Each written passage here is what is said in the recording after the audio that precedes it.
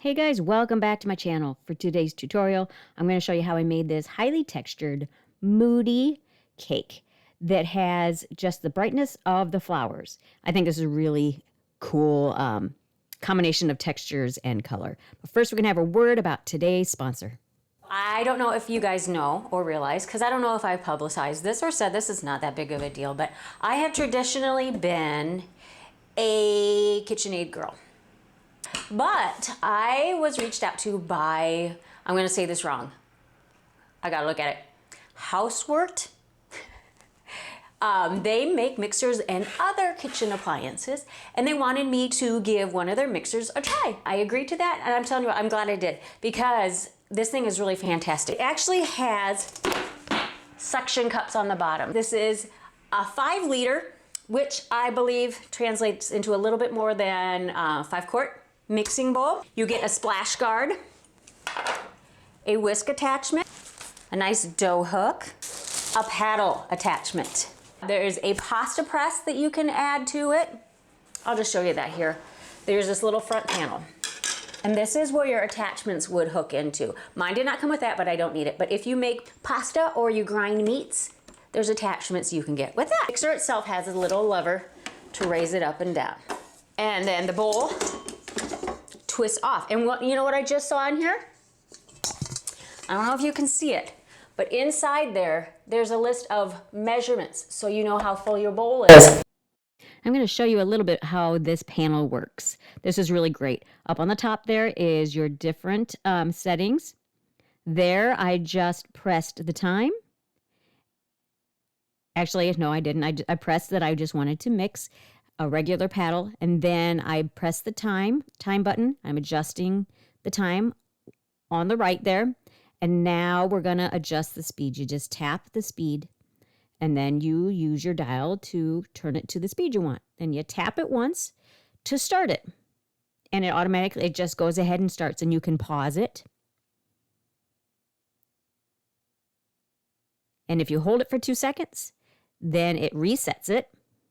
And then to turn it off, you hold it down for another 2 seconds. So if you like this mixer and you want to give it a try, there will be a link in my description below where you can get 10% off. And they do export to over 20 countries. And I hope you like it as much as I think I'm going to like mine.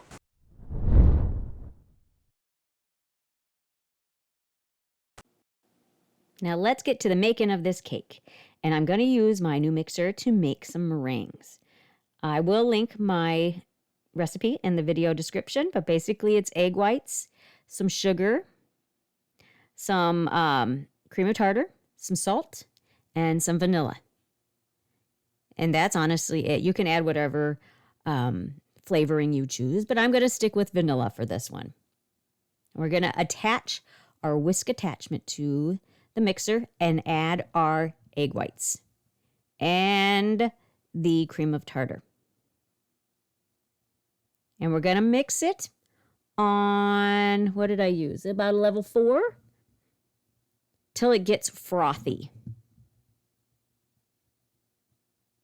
And once it starts getting frothy, you're going to add your sugar slowly. You can start with 1 tablespoon at a time if you prefer. I just kind of drizzle it in there very slowly. And then when it comes to stiff peaks like that, that's when you're going to add your flavoring and your food coloring.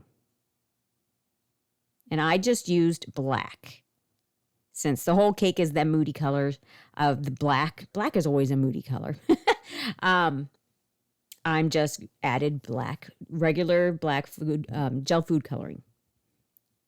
And then I just put it in my piping bag, and I'm using a petal tip, and I'm just doing those ribbon roses. And I did use another tip, the Sultan tip, to make those circle ones. And then I just did some squiggly ribbons. And you can do this, the meringues, any color you want. It doesn't matter. It will accept any color. And I just sprinkled some gold disco dust on top, just to give a little bit of variety. Since it's all black, it was a little bit of a sparkle to it. And this is how I made those little pieces on the bottom. I don't know what we should call those because I've never done these before, but I'm using the zigzag pattern on, this is a scraper. If you wanted to do a textured scraper on your cake, that's what this is for. But I wanted to do the zigzag line, and what do you know? There it is. So I cut even strips on, this is cardstock paper is what this is. And what I'm doing is basically making molds, or not molds, but patterns that I can put on top of the fondant to cut around. And I had made this 2 inches wide, I believe.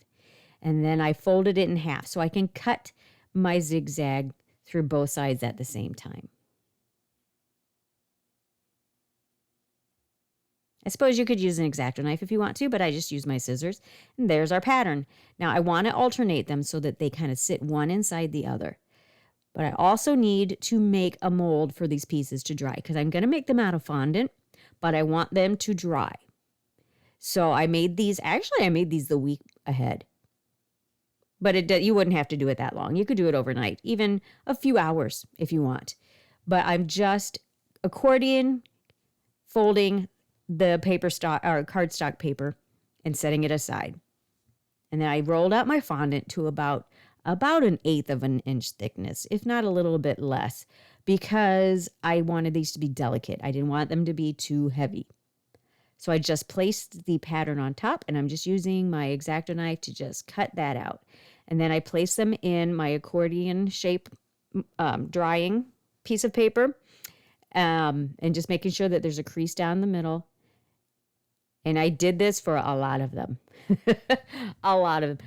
Well, let's guess maybe 30 of them.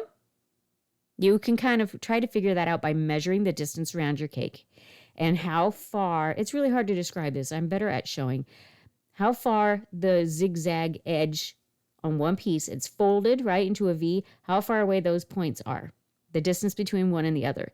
Then you can figure out about how many you're going to need to go around the entire cake. And always make a few more. It's better off to have a few more.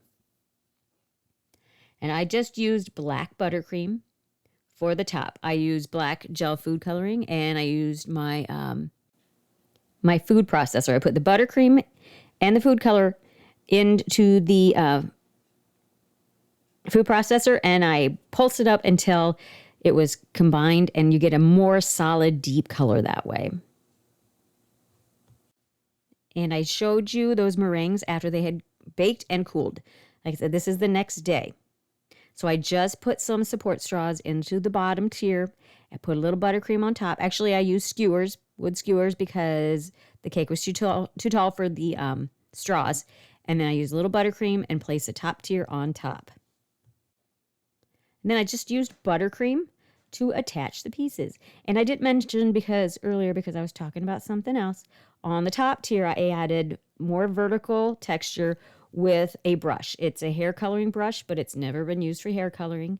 The bristles are stiffer, and you can get those brushes at any beauty supply store, Sally's, anything like that. You can get those. Just never use them on anything else and wash them real good before you use them. Now we're just going to go ahead and put these all around the cake, and I'm making sure that my pieces fit together so that you don't have 2 points up against each other. One point sits in between the points of the next one. And then to get all that cornstarch off, I just am using my clothing steamer, and it works great to remove the cornstarch and to kind of shine it up. That shine will dull over time as it dries. It will get more matte. If you want to add shine, you could always brush some piping gel on there if you want to do that, or even some confectioner's glaze. That would be easier. Spray some confectioner's glaze on it, and that will give it that shine, and it will stay. Then I'm attaching the meringues with more buttercream. Just randomly placing those. And the flowers, I did just stick them in the cake because this cake is not for purchase. So I'm not selling this to anybody. So if you are selling a cake to somebody, put some straws in the cake and then put the flowers in there. That would be my suggestion, especially for these long roses. And I hope you like the combination of the pale pink with the black. That's what I really attracted me. My inspiration picture that I went at, I didn't do that exact cake, but the coloring I used as the inspiration was the black with the pale pink. And I hope you liked it. Hope you got something from it. And remember to check out the description box to get the link for the mixer and the discount code. And don't forget about the mixer, guys. Now that I've used it, I can tell you that I really, really do love it a lot. And I have a link below that if you purchase it through this link, you can get a 15% discount code. And you can get the same kind of mixer for yourself. And I will catch you on the next one.